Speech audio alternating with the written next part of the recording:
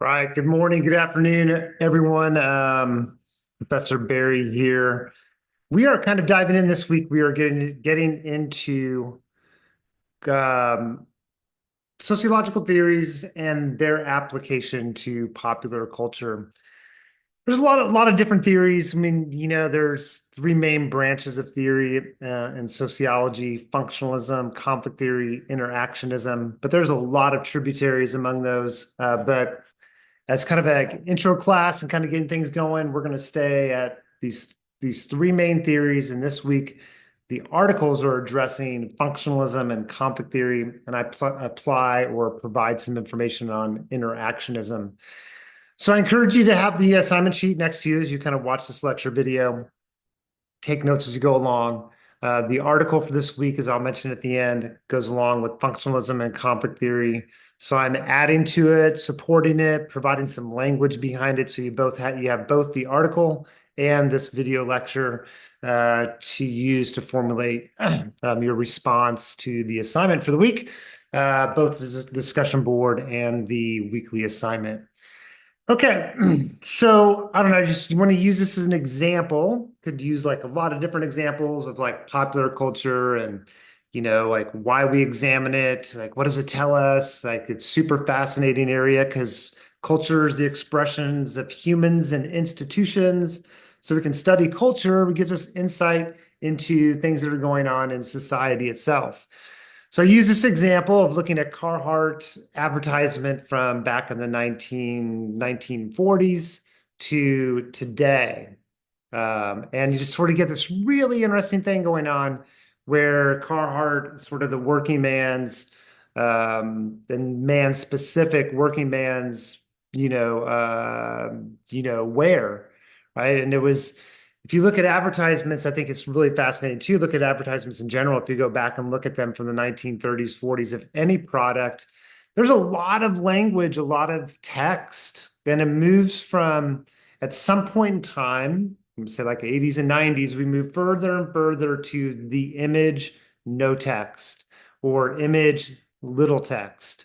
And advertisements become a reflection of things that are going on in society at the time. It's a reflection of ideas of masculinity and ideas of manhood, ideas of femininity. And there's so much to unpack in thinking about advertisements. So part of our idea of approaching things sociologically, we have to have some tools to be able to think about these kind of areas. So our tools become our theories: functionalism, conflict theory, interactionism. So let's kind of start off with the functionalist view, and then we'll kind of move into the other two. So, from a functionalist viewpoint, one thing to think about is that what we have as culture is a reflection of reality itself. So, this becomes sort of an idea, it's a fairly conservative idea that what is being produced is a reflection of what is actually going on. And it's not necessarily an exact replication, but this sort of more, but this idea that what's being produced is a function of or a result of kind of what's going on in society itself, the will of the people, the concerns of the people, the general consensus of the people. And this becomes one of the challenges of this theory because we talk about the people. It's not asking the question of which people, but just thinking more about the collective will of society. What's being reproduced is a reflection of what's going on or what people want to see what's going on. So I don't know, use this as an example. I think it's kind of intriguing, or just think about violence in the media. It's not that it's a one-to-one ratio. What we see on TV is actually what is going on. It's more the idea that the violence that we see on television and how violence gets played out, that it's a reflection of things that are going on within culture, the beliefs, the attitudes, the conditions regarding violence, regarding ideas about in groups and out groups, regarding good versus evil, the functions of myths, the functions of stories, the functions of narratives that are being told. And in this regard, that these stories that are being told are a reflection of things going on within society itself or the collective values and beliefs and ideas. From this viewpoint, art and media is a form of art. is an imitation or a reflection of fundamental cultural truths. And if you go back to from a Western society viewpoint, like Homer's Odyssey, Storytell, these are addressing fundamental cultural truths about the human experience, and the media is kind of the vehicle for doing that. Now, some specifics, and you'll get more of this in the article too. And the article provides a lot of great examples and illustrations of these different views. But I'll kind of walk through some of the stuff that's covered in the article, some of it not, but just provide this perspective on functionalism. One idea of functionalism, I think one way to think about it is that society is like this ecosystem, all these different interrelated parts working together to create this functioning whole. For society to function, we have different institutions, the economy, the family, the media, education, sports. We have all these different institutions that are doing something for society to help society, for people to come together, to facilitate being socialized into common core values and norms, to help create a greater social order. One way to think about this is that society is a problem-solving entity, that when there's a problem develops, we respond to it, or society responds to it in ways to maintain that sense of balance and order. We have a lot of different cultural institutions, so like things like the mass media, recording industry, fashion industry, the art industry. So these cultural institutions, things that are producing cultural products, they both reflect the social and cultural ideals of the time, and also people's needs. This would be the idea from a functionalist viewpoint, that what we see, what cultural institutions are producing, is what is needed in society to create that unity, order, belonging, connection, and to create that sort of balance. So the function of the news, for example, and other media, is not passing on information, but rather it's not simply passing on information. It's helping to inform the public and help reproduce a more stable, involved, engaged, or more stable society through more deliberate engagement and involvement from people. So the function of the media, it's not simply passing on information. Part of the function of media, news media, I'm thinking, is passing on information to try to inform and educate the public. And it's really trying to reproduce or trying to influence a more collective or more stable society, for more people participating, being more aware of what's going on in the world around them.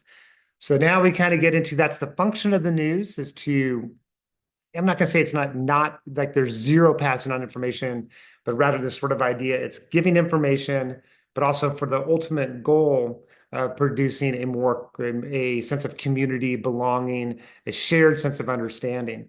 Now, the challenge is going to become that, does the news media actually do that, or to what extent are there dysfunctions in the media? Does the media actually have a lot of biases within the media, either political left or right? Or how do we think about kind of the media as an institution? So if the function for a well-functioning democracy to happen, we have to have a well-functioning media system. When you have very few companies controlling the media system, to what extent does it create a problem on creating this sort of shared network of information and creating this sort of overall unity? There could be also, from a functionalist viewpoint, not only the community that we are in locally, but locally, regionally, nationally. So this sort of membership, a belonging and connection is really important from a functionalist viewpoint, but also in an imagined community. And I think social media, you can go here in this sort of way, people that we're not even connected to, but it's an imagined community that we belong to.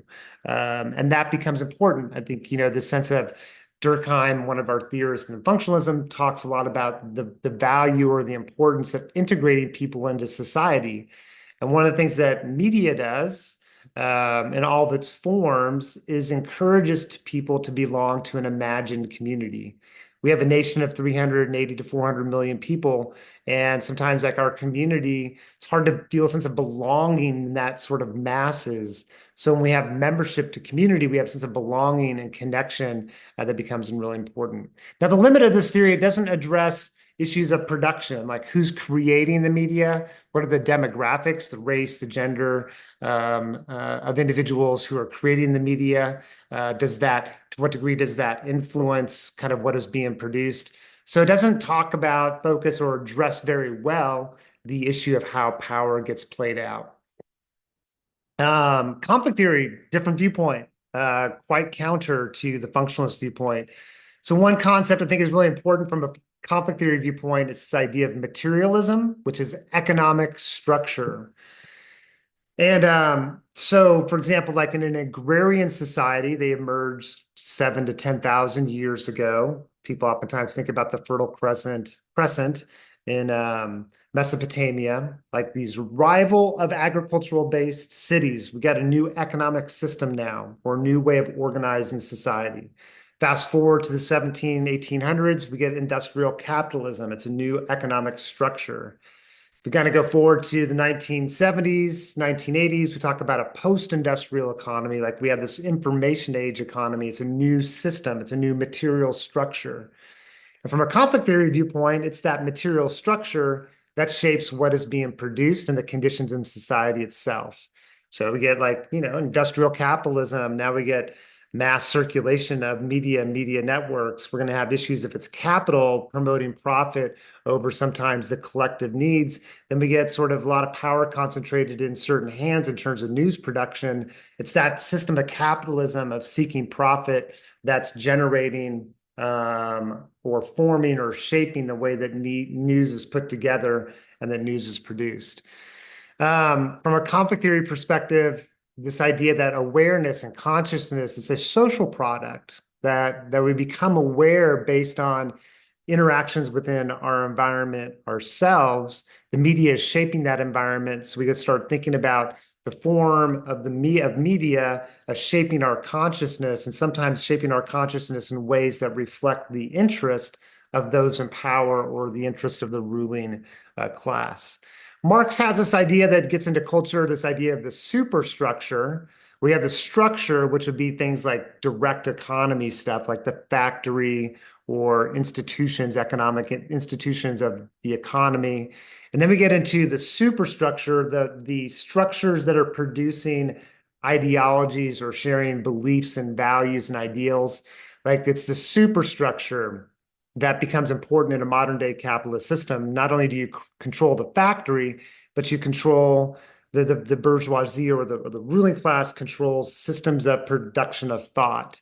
So this control over Hollywood, control over newsroom, control over a lot of aspects of our culture industries, that's the superstructure. And if you control the superstructure, you can have degrees of influence over people's consciousness and shape people's consciousness in ways that benefit the economic interest of the ruling class. So this idea from Marx is that the ruling ideas of the day are the ideas of the ruling class, that the working class and others start to assimilate the beliefs and values of the ruling class and develop what he calls kind of false consciousness. It's because the world that we live in, the ruling class producing, shaping our ideas and thoughts, we're given some consent to that. We reproduce thoughts, the general public reproducing thoughts that benefits the ruling class. And it's not necessarily simple determinism, like ruling class controls, working class follows. It's more nuanced than that, but there's degrees of influence that may be changed. What we're looking at is that issue of power, control, inequality, the use of mass media to achieve political, economic objectives. So Gramsci, Antonio Gramsci, an Italian Marxist who was incarcerated during a time of the rise of fascism and Mussolini, the dictator in Italy, back in the 1940s, wrote the prison notebooks when he was incarcerated. And he formulates this idea of hegemony, of what he calls domination by consent. If you're trying to control a population, the more efficient way of controlling a population isn't through direct state control of like military or police, but it's through controlling thought. It's controlling the way people think. So people give consent to things. So domination by consent. We are mass consumers today, the way we consume. And what do we consume and why are we consuming? I think there's a lot of consent to what we do. We've been trained to be consumers, and that consumption is not. I think you could argue that some degree of consumption for sure is needed, but the excess of consumption is benefiting economic systems, not benefiting us, the general public, but we're giving consent to it. I mean, a couple different examples, direct consumer advertising for pharmaceuticals. So if you ever seen pharmaceutical ads on TV or magazines or social media, wherever it may be, prior to 1997, these were not allowed. Started based on lobbying efforts by the pharmaceutical companies. It became allowed to provide direct consumer advertisements and under the idea that it would be providing information to the public. But I think I would argue that these ads are promoting selling product more than simply this idea of providing information about the product. There's a lot of, I don't know, like a lot of misrepresentation or sort of this idea, you take this particular medication and your life will be, people are walking around in fields of poppies and it's beautiful and it's amazing. And like this pharmaceutical, it's like the new snake oil of the day kind of thing. We're the only industrialized nation the high income country that allows for direct consumer advertisements of pharmaceuticals. And I think, from a conflict theory perspective, this has to do with power and control and, who's benefiting from that. 6 companies control 90% of the media. It's an issue, concern. Demographics of the newsroom. I put some demographics here. So just thinking about who are in these institutions and to what degree does that shape content? Who are the directors? Been more understanding now of like Hollywood, who are the directors, who are the actors, more recognition for in greater inclusion of voices of color within the mass media because it matters in terms of what stories are told and how potentially matters what stories are told and how they are told. And then the final theory, and there's no article for this in this week's materials, but it's this idea of interactionism. And we can start off with this focus on the triangle of meaning. You can look this up if you want. A little triangle. You have the referent, the thing that's being referred to. I don't know. I could I'm going to use my phone here. You can put the KPOV symbol, radio station that I DJ every Friday from 4 to 5. Sonic Rainbow is the show. So we have the referent, the object. We have the symbol, and so we could have the symbol itself would be like iPhone. We have, the object, and then we have the issue of symbolically, how's it being represented? The color, the language regarding that, and then that influences thought. So we have the objective world, the referent, we have the symbolic representation of that objective world, and then we have thought. So it's this sort of idea of triangle of meaning. So we have a hydro flask. We have the referent as the object. The symbol, you get into like the icon, the logo itself becomes, the bottle, the shape, the design, the contour, every aspect in terms of like the symbol itself and then generating thought. Well, that thought, right? There's a relationship between all these different kind of things. And interactionism is interested in that sort of production of thought. Another way of thinking about this is you get the stimulus, the object, and then you get our response, our reaction. What happens in between is the area of focus for interactionism, and that's the interpretation. So we have the object, we have our response to it, but it's our interpretation that influences our response. So it looks at the symbolic world, its meaning, understanding origins. I'm going to put these glasses on for a second. So I raise the question. These are used for my little readers. There's shapes and forms of eyeglasses that are more masculine and more feminine. That's not intuitive. That's the interpretation that we've given, that we've learned through within culture itself.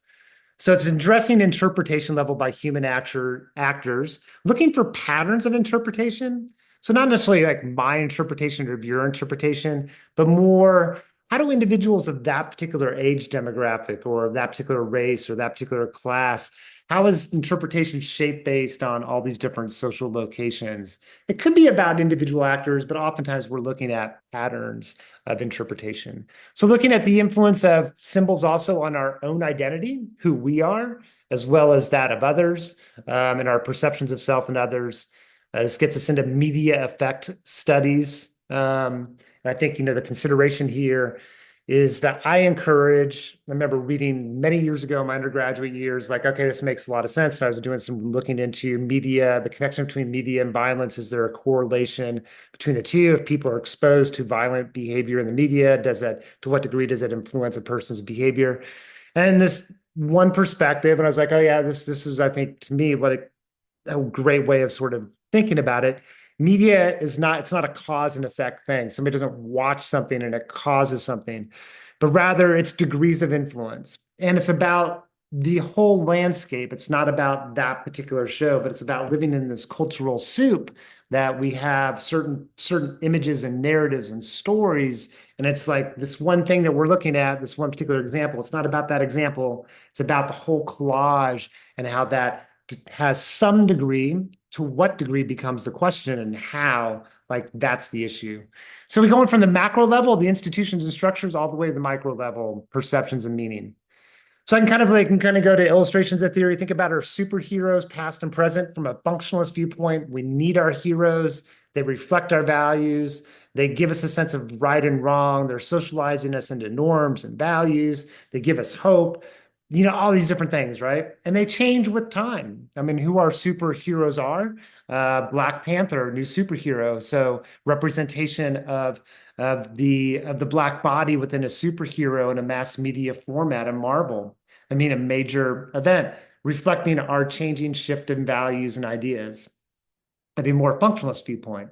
Um, PBS and Schoolhouse Rock. I mean, PBS, check out Schoolhouse Rock. Some great stuff. I mentioned this before, but public broadcasting is the function of media to educate, to provide a foundation to, in this case, educate kids. It has a function. It can do that. It has a benefit and value.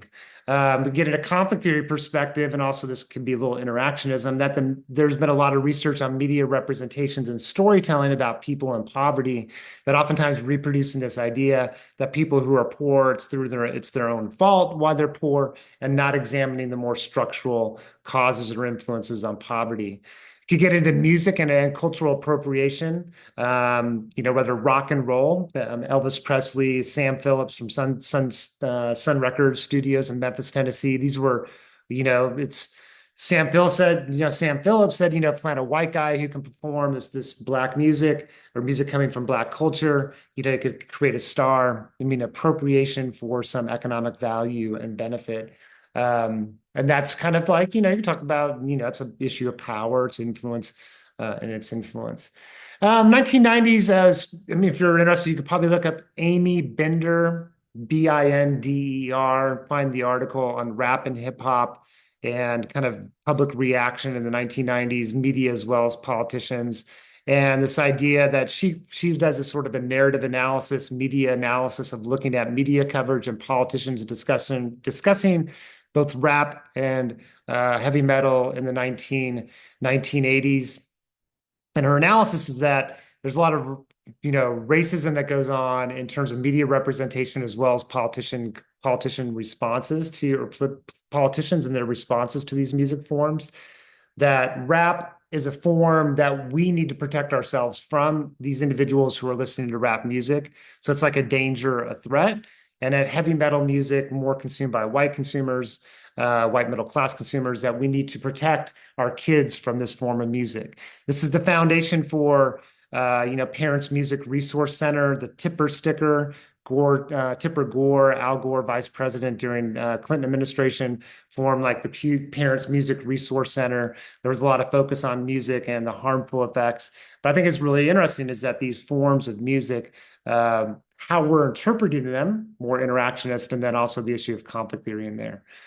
I don't know, just another example, looking at the culture as a mirror, like, okay, are these advertisements, is this advertisement just a mirror of what's going on? Is it going, from a functionalist viewpoint, what's being produced is socializing us into values, bringing belonging and connection, all these different kind of things. In part, it's a reflection of cultural ideas and values. It's also very misogynistic as well, and it's also so it's anti women or dehumanizing to women and to men as well. And so these advertisements there's power within there. It's reproducing a story, a narrative about the female body, about consumption, these kind of things. So that image, which is the interactionist level, we could link back into these other theories. And then we're going to watch this film later on. It's called Real Indian Representation of Native Americans in Film. And I think you'll kind of make this connection in that to these different theories. Oh, I need to remove that one. So yeah, media representations, images, narratives, accounts, the frames that circulate in the media carry symbolic content. So photographs, reports, advertisements. These representations construct meaning, offering understandings of the world and why and how it works in particular ways. So we're trying to understand media representations and understand, like, is there, is it a reflection of culture and values? Does it serve a function? What's the issue of power in here and inequality? How's it being organized? Is it reinforcing unequal social relationships? And then finally, interpretation. How is our own position, being of a certain age and living in a rural community versus an urban community, being a person of color versus being a white person? Do these things shape the way that we interpret what we see in terms of the media? So the two things for the week, the two chapters from a book called Mix It Up, Popular Culture, Mass Media, and Society, the chapter on functionalism, conflict theory to supplement what you get here. And then next week, we move into a couple podcasts on culture and pop culture that I think you'll find interesting and very useful. All right, hope you have a great day. Have best wishes with the assignment. Take care, and yeah, catch you next time.